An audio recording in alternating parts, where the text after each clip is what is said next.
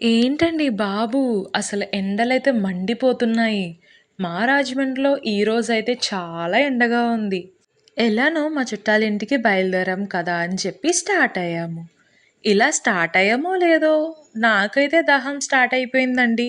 సరే అని చెప్పి కొంచెం దూరం వెళ్ళిన తర్వాత ఒక బత్తాయి బండి కనిపించింది. సరే రీఫిల్ చేస్తే కాస్త ఎనర్జీ వస్తది కదా అని చెప్పి జ్యూస్ అయితే తాగేసాను. చూసారా ఎంత ఎనర్జిటిక్‌గా ఉన్నానో? అలా వెళ్తూ ఉంటే అసల గ్రీనరీ గానీ, గోదావరి గానీ, చెరువులు గానీ ఎంత అందంగా ఉంటాయండి చూడ్డానికి. అలా వెళ్తూ చూస్తూ ఉండగానే మా చుట్టాలింటికైతే చేరిపోయాము. మా చుట్టాలింట్లో కాసేపు టైం స్పెండ్ చేసి వాళ్ళతో మంచిగా మాట్లాడిన తర్వాత మళ్ళీ రిటర్న్ అయితే స్టార్ట్ అయిపోయాము.